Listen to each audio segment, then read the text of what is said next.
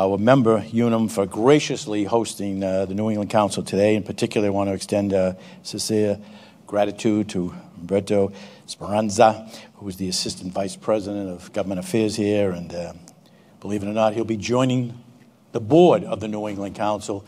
Corey came back. You're okay. So you'll be a great addition to the New England Council. Chris Pine, who is the Executive Vice President of Group Benefits here, will introduce the Senator in just a few moments.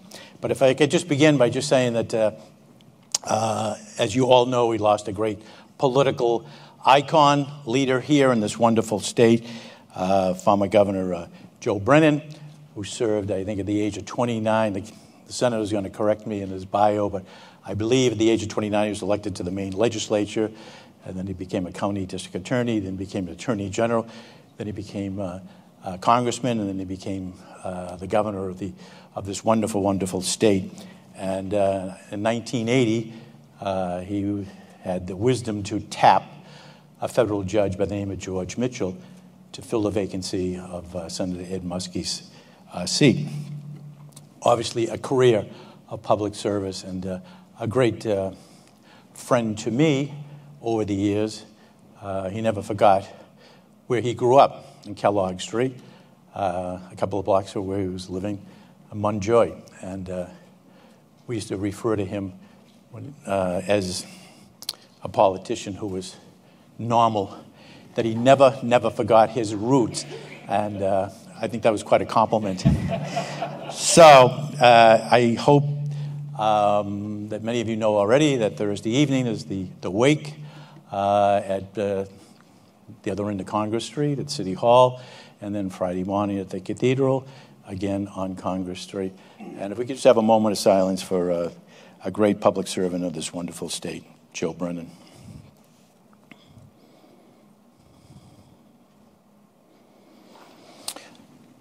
Thank you. It's hard to believe we're already in the second quarter of 2024. The year's gotten off to a great start for the New England Council. We have a very busy lineup of events planned for the spring.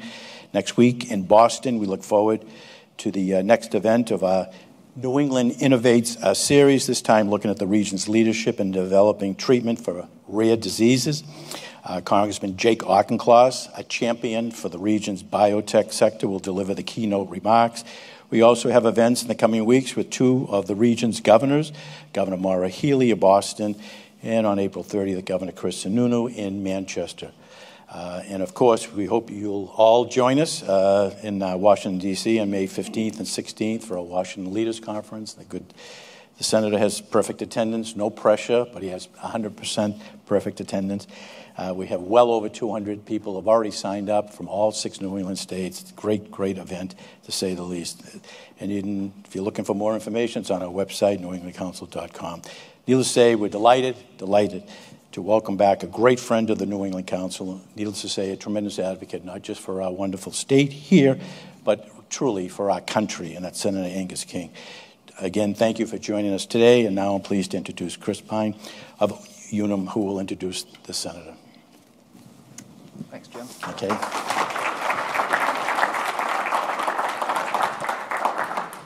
Thank you, Jim, and thanks to the New England Council and all of you who are here this morning. It is great to have you here at Unum. We're thrilled for that. Unum just celebrated our 175th anniversary, and we understand that thank you. The New England Council will be marking their 100th anniversary in the coming year, so I think we've been friends for about a century, which is pretty good.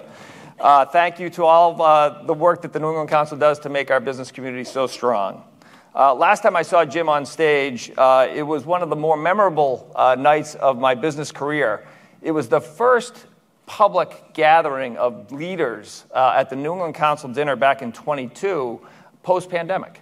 And it was a big deal. Social isolation and all the different kind of realities of a pandemic were coming to a close. And I wondered, what was this event going to look like? Would people actually show up, and would they come out in public and sit in a crowded place? And boy, it was a jam-packed room, literally thousands of people, so happy to see each other. What a great sign of resiliency, of optimism. borderline rowdiness. It was absolutely tremendous. And I think, as much as anything, it really showed the leadership position that the New England Council takes in kind of looking forward and saying it's time. It's time to get back together. It's time to get back in business. And we thank you for that. Unum also had a lot of action during the pandemic, and we look back at that time and say, boy, the value of having employee benefits has never been more obvious.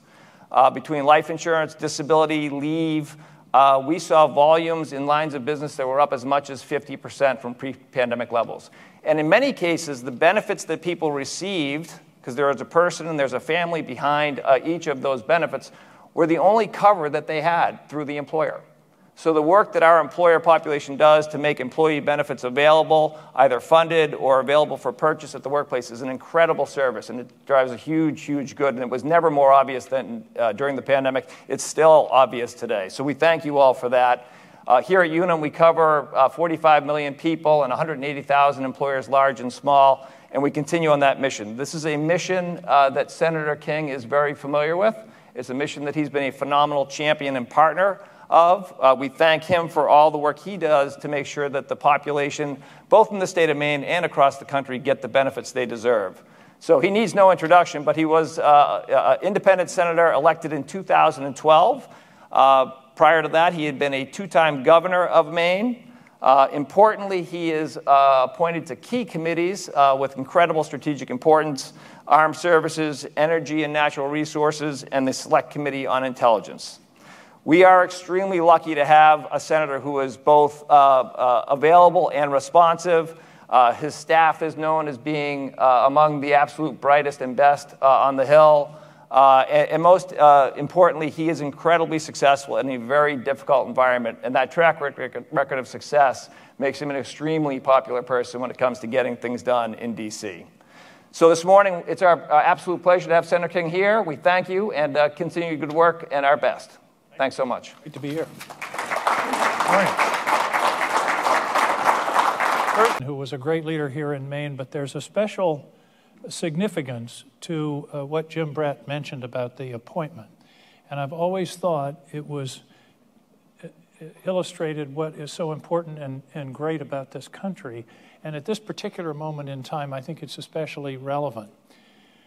When Ed Muskie left being the U.S. Senator from Maine to become Secretary of State in 1980, Joe Brennan had the appointment to fill the unexpired term, Muskie's unexpired term.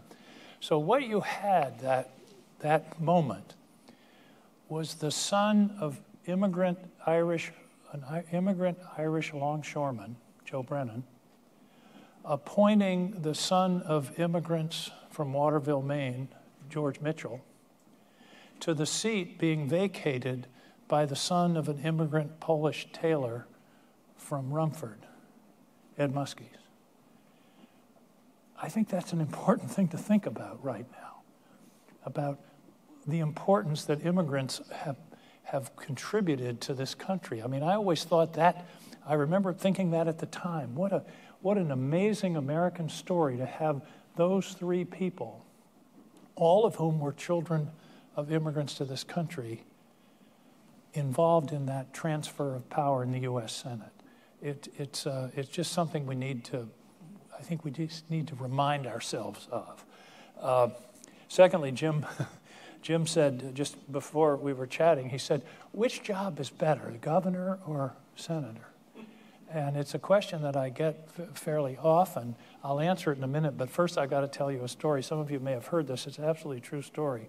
There are a dozen former governors in the Senate, both parties and me, and we decided several years ago to get together and form a little former governors caucus, a group to work together and talk bipartisan. Governors tend to be more bipartisan because you have to work with the legislature. You have to work with both parties. And also governors like getting things done. In any case, so I went up to Mitch McConnell on the floor one afternoon and said, Mitch, I just wanted to tell you we're forming a former governor's caucus. Just wanted you to know. He said, well, Angus, I'll tell you. I've noticed if you have a former governor who's now a senator and you ask them which job they like better, if they say senator, you know they'll lie to you about other things. That's an absolutely true story. And it's the only time I've ever heard Mitch McConnell tell a joke. But the answer to your question, Jim, is that the two jobs are very different. And the difference is that as governor, you do have an opportunity to be one voice, to set the agenda, and to really feel like you're getting things done. On the other hand, in Washington, it's much more frustrating, and you're one of 535, but you're dealing with issues at the highest level. As governor, you're dealing with where a bridge goes. Yesterday, I was on a phone call with the director of the CIA about what's going on in the Middle East. So the two are different, and I would not say which is better. Governor is better in some ways because you can be home. I'm on my way from here to the airport, and we'll be in Washington for the week and then come back this coming weekend. I want to talk about something that's fairly serious. And we'll have questions. We can talk about whatever's on your mind. But I'm very concerned about what I see going on in the Senate over the last 4 or 5 years.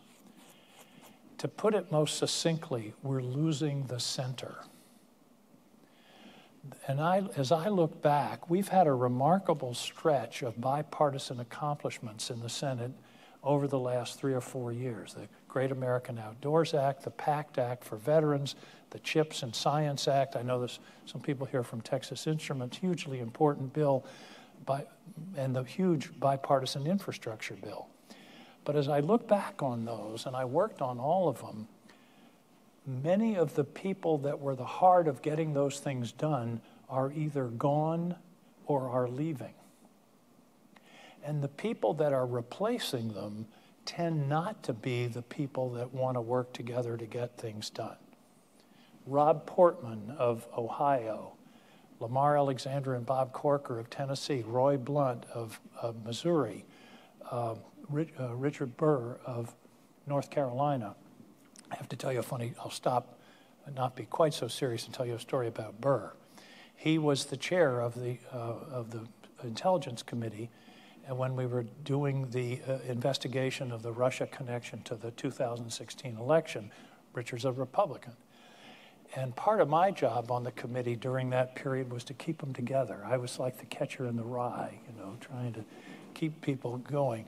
So at one point, Richard Burr did a press conference with his Democratic counterpart, Mark Warner, and it was very bipartisan, it was very solid, and so I ran into Richard walking outside the Capitol. I said, Richard, that press conference was great, it was bipartisan, you guys were reassuring the country, everything was just right about the way you did this. Like they say in Hamilton, history has its eyes on you. And this is true, Richard took one step back and said, I don't know if you want to quote Hamilton to me, Angus, since my great-great-grandfather shot him.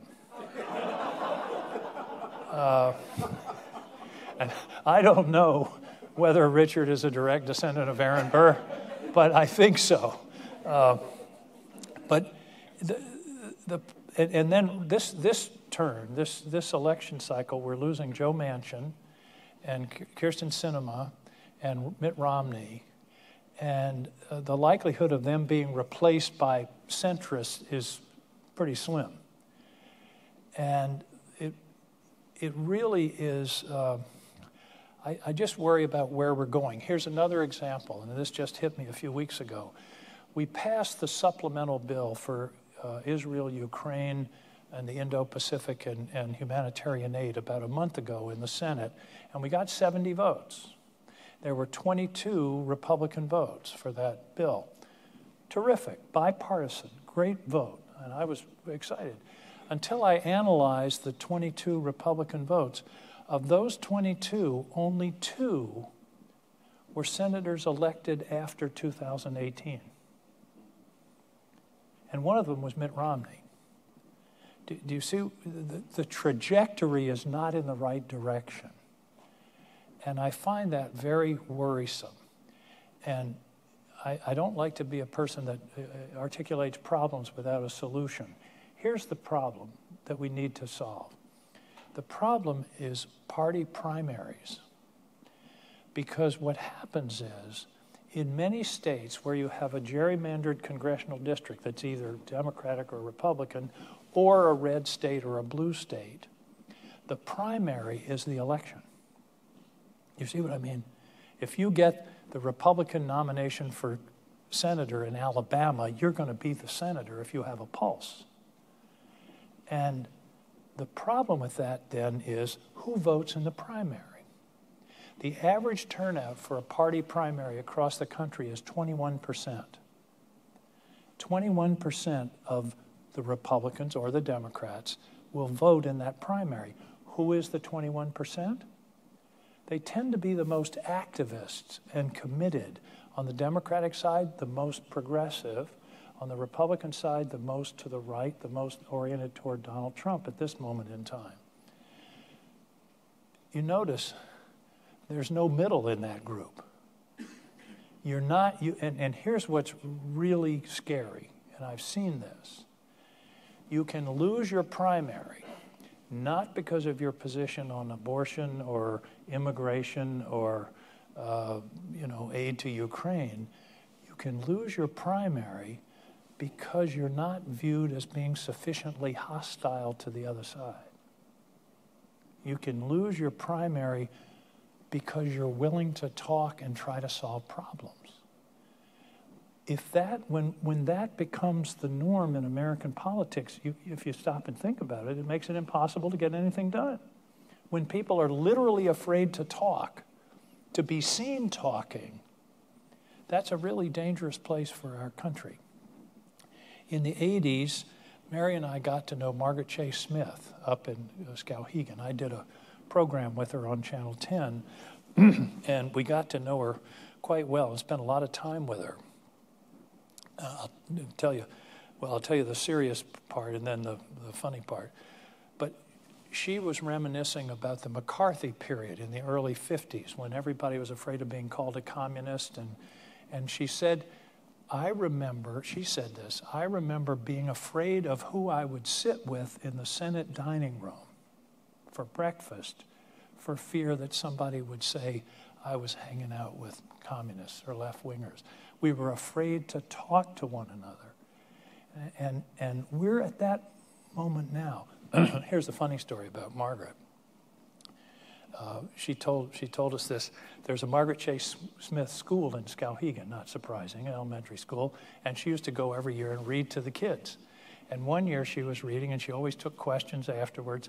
And at the end of her reading, this little girl raised her hand and said, "How did you happen to be named after our school?" And the other thing was, we would always go to lunch at Cherrier's restaurant. And so one time when we were up there, I snuck out and pretended to go to the restroom and went and paid the bill. Well, apparently Margaret was furious and tried to get the lady fired who took my check.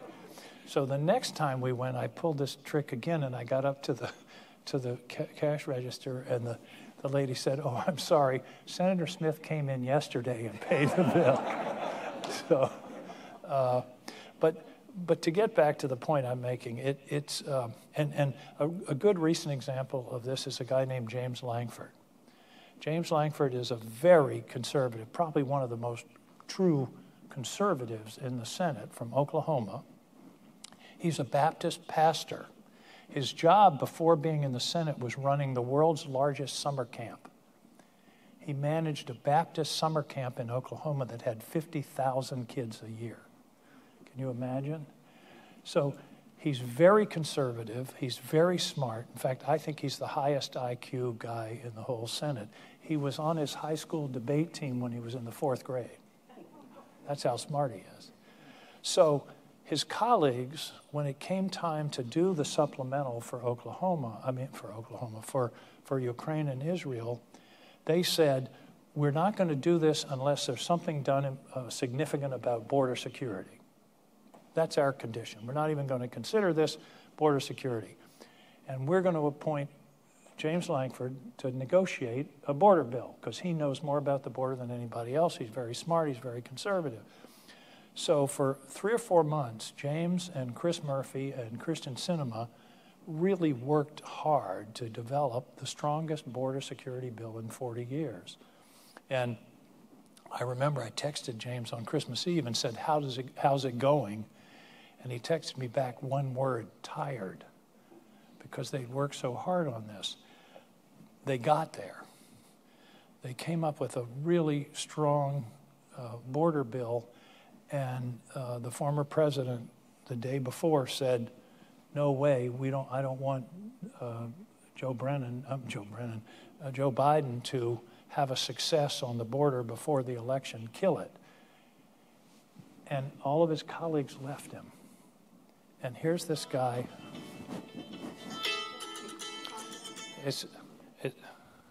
Dan? Hey, I'm making a speech. Can I call you back in about an hour?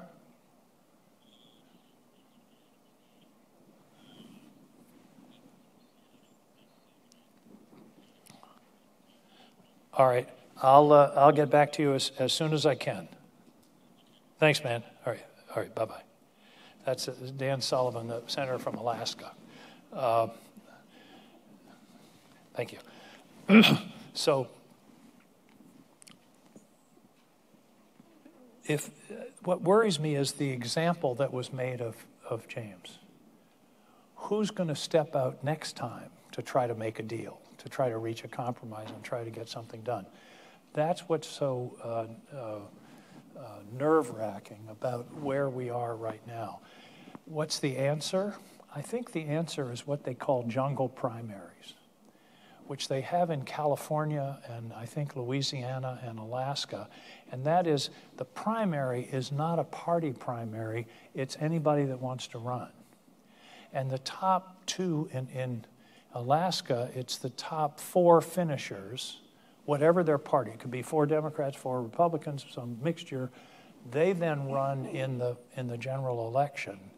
And in Alaska, we understand this, they have ranked choice voting on the final vote. That's why Lisa Murkowski's still in the Senate. And she's, for my money, one of the best members of the Senate.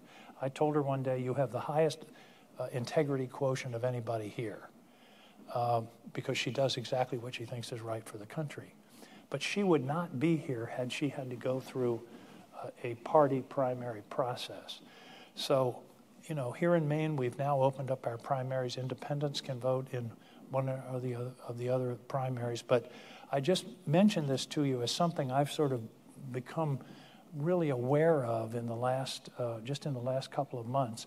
And what's happening in the Senate is, on each of those senators that I mentioned that has left or is leaving, the people who replace them aren't very likely to be the people making the agreements to try to solve problems.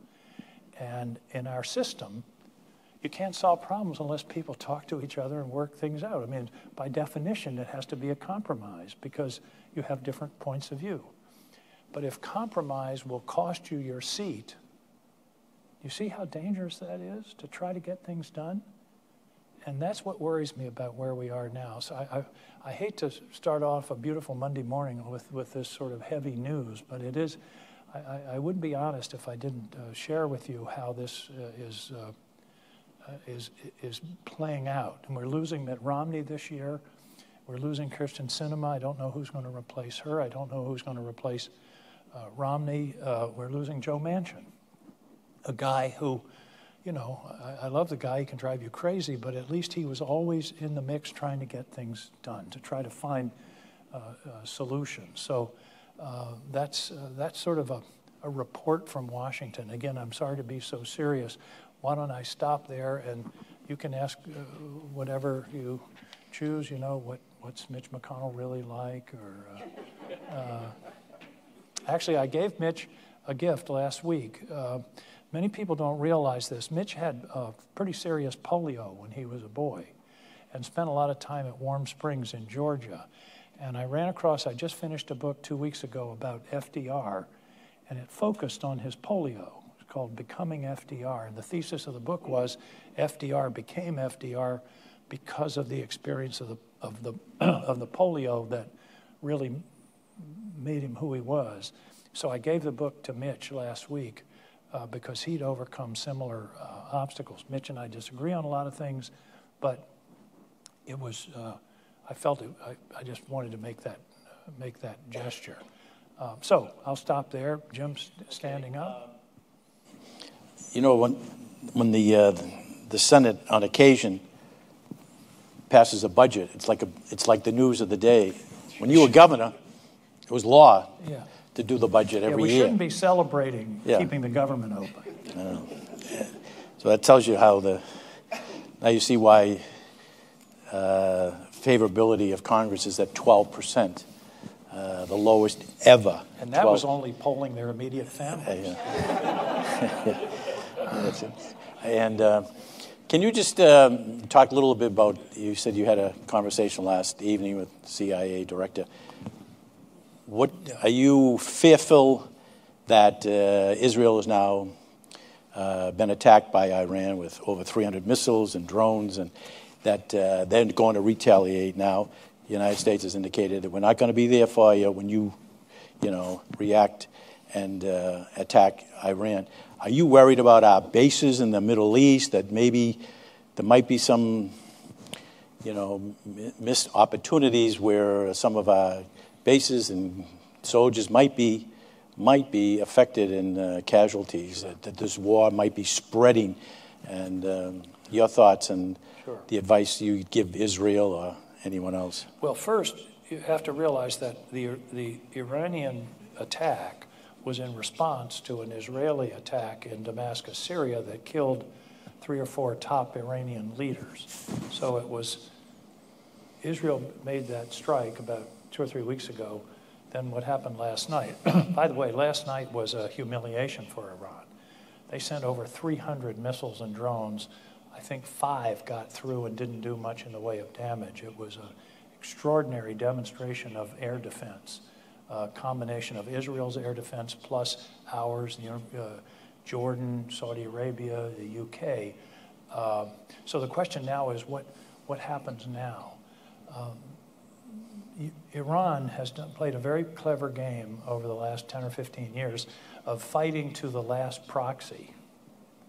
In other words, they haven't been directly involved. They've been picking at us and at the Israelis and the Saudis through their proxy forces, Hamas, Hezbollah in Lebanon, the Shia militias in Syria and Iraq.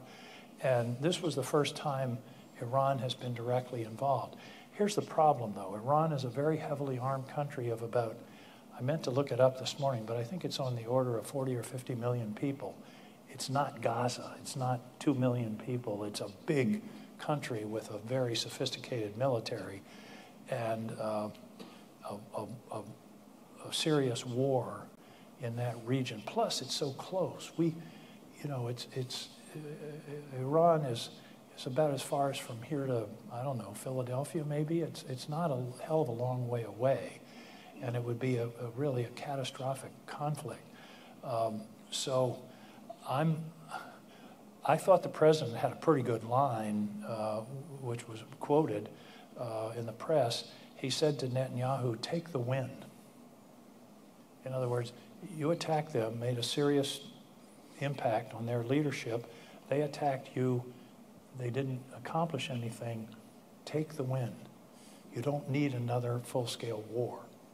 So we'll have a briefing with Bill Burns again tomorrow. Tomorrow will be classified. Yesterday was unclassified.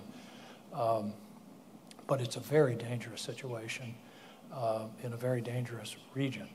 The sad part is that before the Hamas attack on October 7th, Israel was headed toward a kind of normalization with most of the rest of the Middle East, except for Iran. They'd already signed agreements with the Arab Gulf states, and they were close to one with Saudi Arabia, which would have been a whole new deal in the Middle East. And then Iran would have been isolated. But then Gaza occurred, and the Israeli actions in Gaza has sort of pushed the Gulf states away because of the effect on their, particularly on their young people. So I don't lose sleep much in this business, but this is one that's really worrisome. I wish I had a clear and simple answer, but I think the president and there are going to be voices in Congress. I can guarantee. Let's go get them. I can tell you from having worked on this issue for years. You can't. There's no such thing as a surgical airstrike. This idea that you can solve a problem like this with air power, it's going to require troops. And I don't know about you, but I don't really feel much like sending American troops to the Middle East, to Iran. And that, if you're talking about regime change, that's what it's going to take. Ironically, of all the countries in the world, I think Iran's government is the furthest from its people. The people of Iran are modern, smart, well-educated, and I think they want to be Western, what I've gathered meeting with Iranians. But the government is this 14th century theocracy. There's this huge gap. But to pursue another round of escalation, I think is very dangerous. And as I say, I think and again, this is sort of preliminary. I had one briefing yesterday afternoon. We'll have more this week. But my instinct now is take the win, and let's focus on solving the problem with Hamas. I don't think Israel needs another war. And if the other problem is, if they engage with Iran, Hezbollah sat this one out. Hezbollah controls Lebanon, just to the north of Israel. Hezbollah sat this out. If they get engaged, then Israel is in a three-front war. And to me, that would be it would be very difficult, if not catastrophic. The Iranians sort of publicized what they were going to do to Israel. Yeah. They're going to do lots of drones, and we're going to really send a message. People are fearful now that there'll be no advance warning. No one really knows what Iran will do, as well as Israel in retaliating. So that's where I think a lot of people are we don't know what to expect. We don't know if there'll be another major bombing somewhere. It could be a military base. That it could be accidentally a drone hit there. I mean, that's where I think the tension is. Just a quick question on maybe good news might be coming maybe from the House, security funding for Israel, Ukraine, Taiwan. Yeah. Well, do you think that's one of the most important votes that maybe I've ever taken. I believe if we don't support Ukraine, we will regret it for 50 years. Simple as that. A fellow approached me on the street in Maine a couple of weeks ago and wanted to debate about Ukraine, and it was fine. And he said, Putin isn't going to go beyond Ukraine. He doesn't want to do anything more. I said, ask the Finns. Why did Finland, after 80 years, decide to join NATO? Because they know Russia better than we do. And same with Sweden. I mean, and there was a group in Europe last week. I mean, particularly the Eastern European, the Poles are very nervous about what's going on. Oh, and by the way, one of the things that you hear is, well, we're carrying the burden. Why don't the Europeans step up? Well, I just submitted a chart to the record of the Armed Services Committee on Thursday of the country's contributions to Ukraine by size of economy, percentage of GDP. We're 29th. We're 29th. I mean, there are 28 countries that are doing more than we are.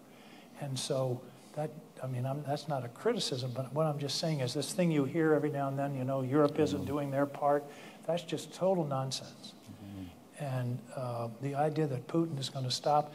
The other problem is Dan Sullivan, who just called me, made an important point in the Armed Services Committee on Thursday. Deterrence isn't divisible. And what he means by that is you can't cave into Putin in Ukraine and expect Xi Jinping in China to be deterred. You see, Xi Jinping is watching this. And if we walk away and demonstrate that we don't have the staying power to support an ally, then he's going to say, well, I don't think they'll really do much in the way of protecting Taiwan, I guess I'll go in. Or this guy in North Korea. So that's why I think this is so important. And it's all up to the Speaker. The rules in the House are the Speaker has absolute control over what comes to the floor. If he brought it to the floor today, it would get over 300 votes. I'm convinced. So it's really a question of whether he will bring it to the floor. And of course, he's being hectored by Marjorie Taylor Greene and these other folks saying, if you bring it, we're going to take away your seat. The Democrats have said, don't worry, we'll protect you. But it's going to be up to him. And it's a kind of career-defining decision for him. And I just think if we don't do it, it will be a catastrophe. It really will. And we'll regret it. People will look back on this as one of the greatest foreign policy mistakes in this country for 50 years. So I'm hoping, and this week is really a crucial week to get it done.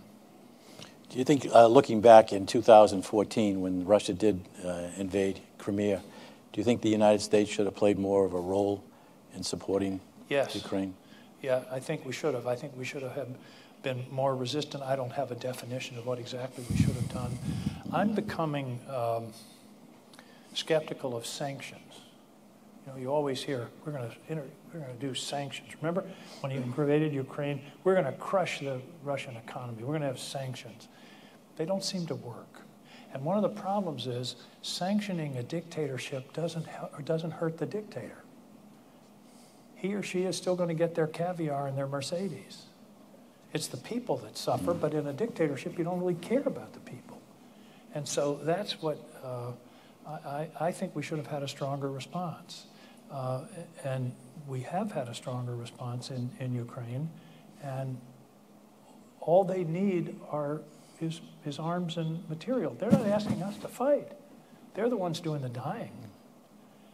They just need the wherewithal to protect themselves and to push the Russians back. This is going to, the next month is, I think, going to tell the tale. Either we're going to be able to resupply them and they'll hold their own and push back, or the Russians are going to gradually just keep going. Because I think now the ratio of artillery shells is like 10 to 1. The Russians have geared up their manufacture of artillery, and the Ukrainians can't do it by themselves. So anyway. There are some liberals in Congress that are trying to get language into the funding for Israel, that Israel will establish a ceasefire in order to get the money for potential future ammunition. Do you think we should be getting involved in putting amendments into appropriations like that? Yes and no. The ceasefire issue, and I've met with Palestinian groups, and my response on a ceasefire is that a ceasefire works both ways. You can't tell Israel to ceasefire, and yet Hamas continues to rearm and build and fire rockets. A lot of people don't realize this. Hamas has fired over 15,000 rockets into Israel since October 7th. Most of them have been knocked down, but that's not Hamas's fault. And these are being fired into civilian areas. So you can't have a ceasefire that only works one way. I just think that doesn't make sense. On the other hand, I believe that Israel has overreacted in terms of the bombing campaign. And I met last January with Netanyahu at a table just like this. And my comment was, I think the bombing is doing Israel more harm than Hamas because of the civilian casualties. You all know what it's done to the politics here. It's done the same thing to the politics in the Middle East. We were in Jordan, where Jordan is one of Israel's best friends in the region. A year and a half ago, Hamas had like 10% support in Jordan. When we were there, they took a poll and it was 90%. And when you're killing civilians, you're recruiting terrorists. Imagine for a minute, if your children are killed in a blast, in an Israeli attack, that's not going to make you more sympathetic to Israel. It's going to make you more sympathetic to Hamas. So I believe that it's counterproductive.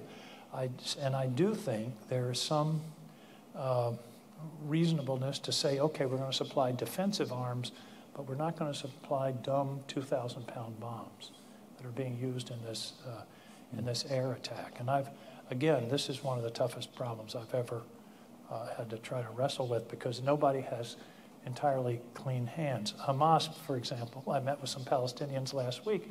I said, you realize what Hamas could have done with the money that they spent on those tunnels. Those tunnels, if they were straightened out, would go from here to Philadelphia. That's a hell of an infrastructure project. Imagine if that money had gone to build up ports, schools, highways, and otherwise build up the infrastructure of Gaza. So Hamas is no friend to the Palestinians, but the conduct of the war has tended to push the Palestinians on the sideline into the arms of Hamas. And I think, so in other words, my position is favorable to Israel because I think Israel is hurting itself, or has been at least, in the way they've conducted the war. The other thing that has bothered me is their failure to mount a serious humanitarian aid project, serious support. So, again, my strategy would have been divide Hamas from the Palestinians. And instead, what they've done is pushed them together. So I'm still wrestling. I want this supplemental to go through as is. Mm-hmm. Okay. But I think in the future, if we're talking about, we shouldn't be telling Israel what to do. On the other hand, if it's our money and bombs, I think we have some responsibility. I feel a responsibility that those money and bombs are used in a way that's consistent with the law of war and international principles. Are you still struggling with TikTok? No. No. No, I'm not struggling with it. Okay, here's a hypothetical. Chinese government comes to us and says, we'd like to set up an app in your country that 150 million people will use. We will get all the data from that app, in other words, where the people are, who they are, what their preferences are. We get to keep all that data, and we will have the opportunity to use that app to influence your politics and your society by what we allow on the site and what we don't allow. We'd say, are you crazy? It's ridiculous. And it's not easy with young people. What my line is, I'm all for TikTok, I just don't like the owners. And the bills that we're talking about are about divestment, not about banning it, but by forcing them to sell to an American company or a European company, because the power of this, and I can tell you from, without revealing anything classified, the power of what they've got and how the Chinese government works is really frightening. Our whole system, if you think about it, works on information. And imagine having the channel of information from an adversarial country that can influence the politics, presidential elections, congressional elections, turning that over to a country that's hostile to our interests. I just don't think that makes sense. So let's keep the app. It's fun. Who doesn't like to see dogs dancing? I mean, but let's change the ownership. There's a law in China that the data that any company collects must be turned over to the government upon request. So it's like a direct line from your phone to Beijing. So I think this one is pretty easy. It's not so easy politically, but from a national security point of view, it's something we've got to do. And there's a pretty good bipartisan consensus on this. Whether we'll be able to do it in an election year, I don't know. But it's a very dangerous. It's very dangerous for our country. The House impeached the Secretary of Homeland Security, Secretary Mayorkas. Do you think the Senate will even take this up? It seems to be sort of on the back burner now. Yeah, well, it was supposed to come over last week. I hear it may come over today or tomorrow, and there's quite a debate about what to do with it. I think we probably ought to have a trial and get it over with. There's some move to dismiss it without a trial. Interestingly, The Republicans had a move to dismiss one of the impeachments against Donald Trump, where they had 45 or so votes. So the idea of that is not crazy. But the precedent here, you impeach people for doing really bad and corrupt things, not for disagreements about policy. I mean, that's what's bothersome about this. It's really a stunt. And hopefully we'll get it resolved. But here again, we're going to be spending a week or two on that instead of trying to solve some more serious problems. Then one final question is an issue that the council has been really pushing is the Affordable Connectivity Program is about to end. It's a subsidy of $30 for low-income individuals to access the website and all that. And a lot of these people are using that for telemedicine, which is so important. But that funding will come to an end. Do you think your colleagues are going to address that and try to restore the funding? I think so, because it's so important nationwide. I've always it's a good lesson about how Congress works. One of my highest priorities when I entered the Senate 11 years ago was broadband, and I put in bills and formed a rural broadband caucus and had meetings and panels and all. Nothing happened. Then all of a sudden, 2 years ago, the bipartisan infrastructure bill came along, biggest investment in broadband in U.S. history. So the point there is you just got to keep at it. You never know when the moment will be right and something will be ready to go. The affordability is really part of it. It doesn't do you any good if the wire goes by your house and you can't afford to take it. On the other hand, in the long run, what I'm hopeful is we'll have more competition, which will bring costs down. And we're already starting to see that. You see the ads on TV for T-Mobile is now $50 a month, and I just saw Verizon is now advertising $35 a month for high speed. So ultimately, I think the solution is competition, which is how we set prices generally, rather than a subsidy which may not be sustainable in the long run. But I think it's important to renew it now to get us through, to get us to the next step. We have time for 1 or 2 questions from the audience here, and if somebody has their hand up. Dan Dolan? I assume it'll be an energy question, Dan? Thank you, Jim, and Senator, good to see you. Blending maybe your responsibilities on intelligence, energy, natural resources. The biggest immediate impact we felt from the Russian invasion was energy price volatility. Now with increased risk of another shooting war in the Middle East, it feels like there's more vulnerability on more volatility there. And given everything that you have done to try and push forward on the bipartisan infrastructure law, the Inflation Reduction Act, of bringing on domestic production, we're still not there yet. It feels like we're in this muddled middle. Are you seeing the risk for more volatility on some of these energy cost issues based on what's going on internationally? Sure. By the way, I kind of like the term muddled middle, but I hope people don't apply that to me. First, you should know that last year was the highest production of oil and gas in the U.S. in history. So the idea that the Biden administration is somehow, killing oil and gas production is not so. But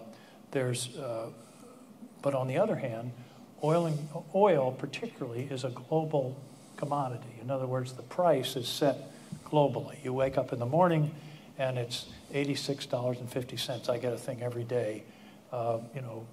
West Texas crude or Brent crude, and that's the price.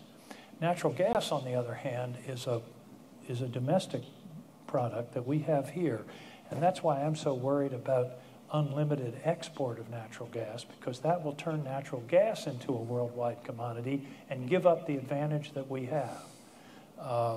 And natural gas, by the way, is very important. 60% of the electricity in New England comes from natural gas. And of course, we don't have any natural gas. It all comes through pipelines.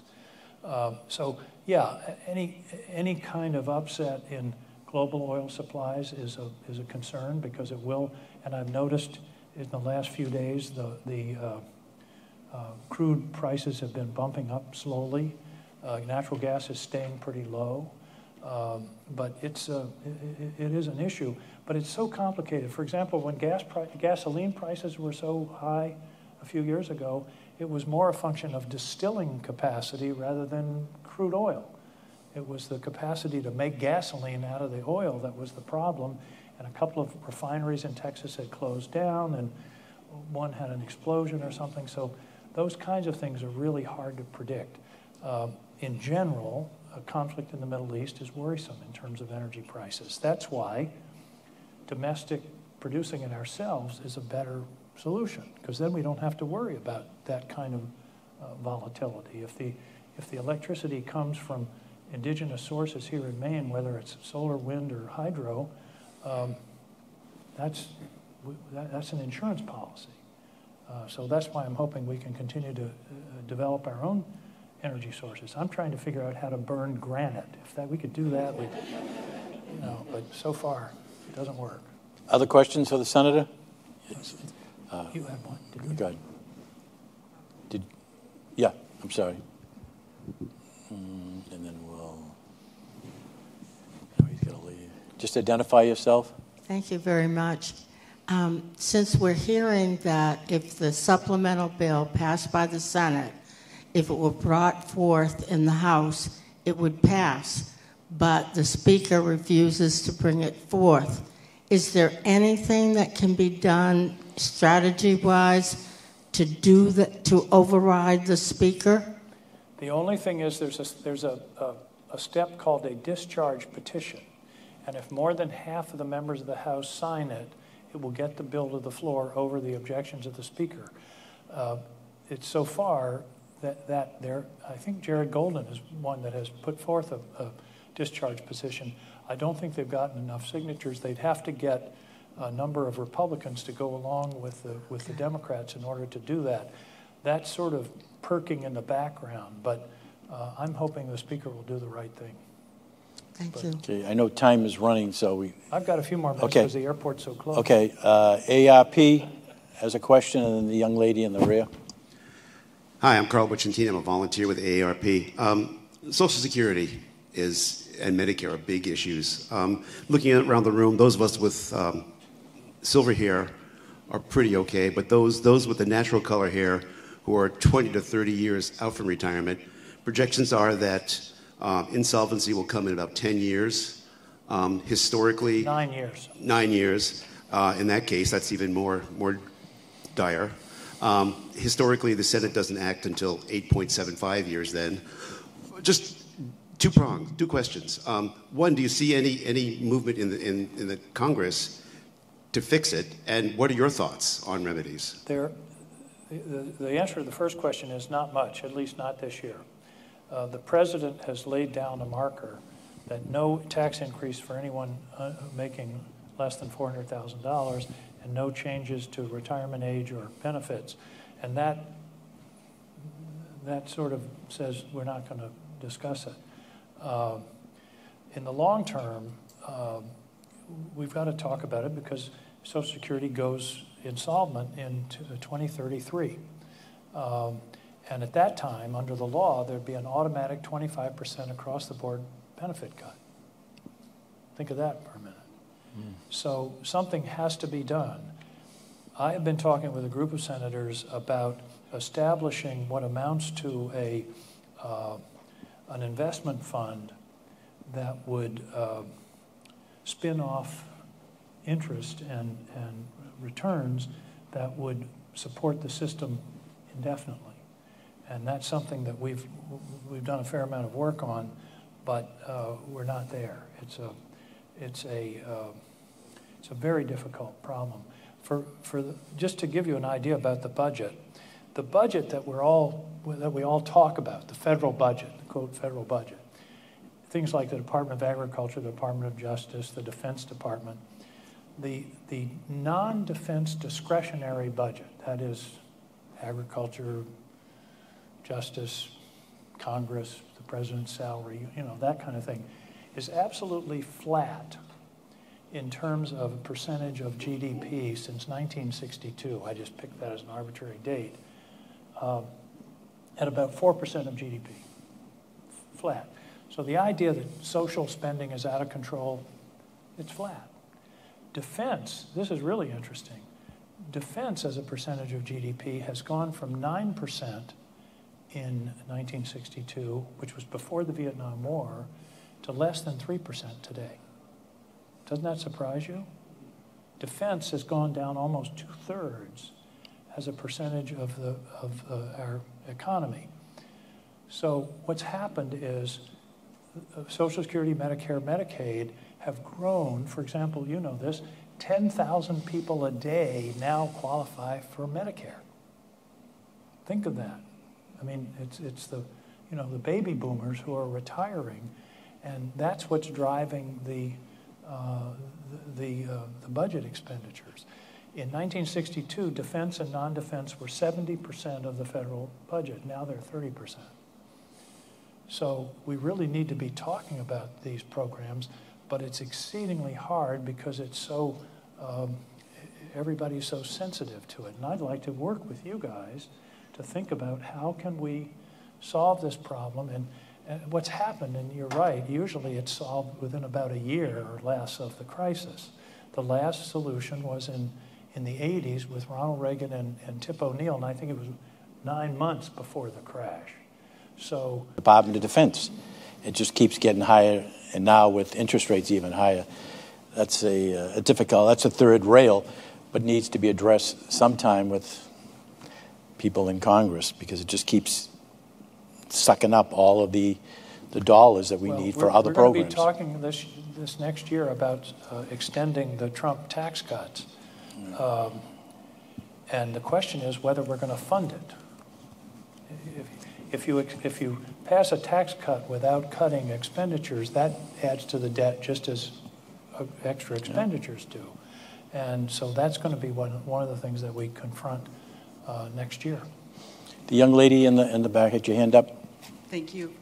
Good morning. Thank you for coming, Senator King. My name is Wendy Harlan. I work here at Unum, and I've been talking to my 20-year-old son, and he says his number one concern is the environment, and not just the Maine he loves and the outdoors he loves and the impacts it's going to have on that, but the geopolitical risks of our changing climate. How do we address that at the national level and the international level on the long term, despite changes in administration, so that he can happily raise a family that will be safe from the concerns of climate change? Well, it would be nice if we could reach a consensus that it's happening.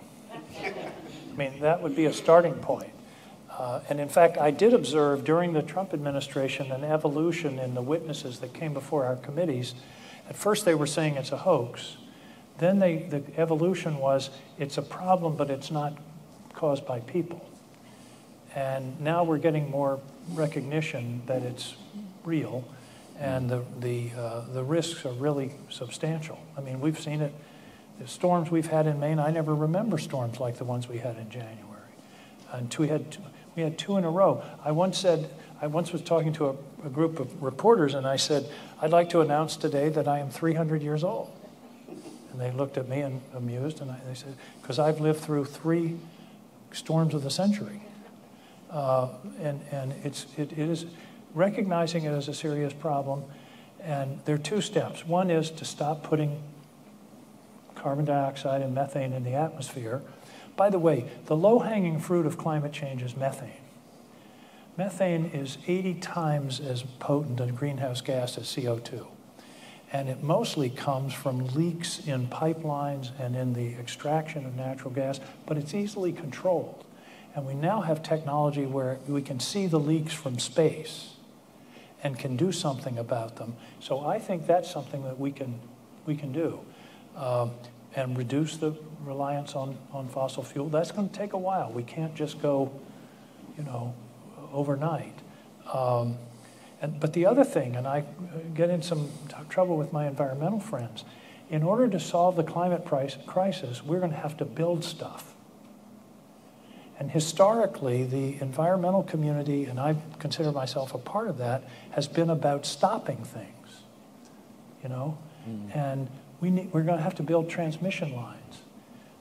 In fact, at the Energy and Natural Resources Committee one day, I said, you can't love EVs and hate lithium mines. Well, the mining industry took that quote, put my picture on it, and made a poster out of it. It was a little embarrassing. But the point is, and a fellow named Bill McKibben, who's a great historic environmentalist, recently wrote an article in Mother Jones called Yes in My Backyard. And he talks his own journey from being an environmental activist opposed to projects in the Adirondacks in the 70s to saying we've got to be able to build things. If you're going to build huge wind capacity in Nebraska, but you've got to get the power to Chicago, there are transmission lines in the West that have been pending for 20 years. They can't get them done. So part of it is recognizing that solving the climate problem is going to involve building things and making trade-offs. In my view, if a project will give you 100 units of environmental benefit but have 8 units of environmental loss, that's probably a deal you need to take. If we lose the whole 100 in exchange for the 8, we're only hurting ourselves. The final piece is, and there's a lot of research going on, and I don't know whether it's really practical, is to get this stuff out of the atmosphere. It's called carbon capture. It's very expensive, and the technology really isn't there. But if we stopped all fossil fuel burning tomorrow, we'd still have a serious problem for the next 25 or 30 years because the carbon that's up there hangs there. Methane has a lower level of dwell time, but CO2 stays up 80 or 90 years. So that's got to be part of the research. That's what we're working on our committee, is supporting the new technologies that will make all this happen. Finally. Jim was waiting for me to say that. His wife says, you know. Mary says I say finally too much. It gets people's hopes up. Yeah, finally. But finally, the other key is energy storage. If you think about it, the problem with wind and solar is it's not always there. So how do you put it in the bank so you have it when it's not windy or when it's dark? And that's either large-scale batteries or what they call pump storage, where you pump water up the hill when you have extra electricity and run it down to generate in the times when you need it. That's the other piece that we have to have. The real Green New Deal is energy storage. And there are lots of people working on that. We're 3 or 4 years, and here I've said finally. See, I told you a second time. Nuclear.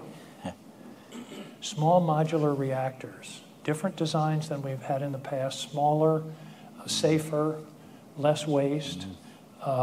It's totally carbon-free. And that's something that we need to develop. I have a meeting tomorrow morning with naval reactors, talking to them about what they do. So all of those things, like everything, there's no single answer. Laurie LeChamp, some of you know Laurie, the president of Thomas College, once said, there's no silver bullet, there's usually silver buckshot. Isn't that a lovely thought?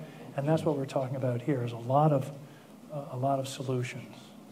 Well, finally, our program has ended, and I just want to thank the Senate.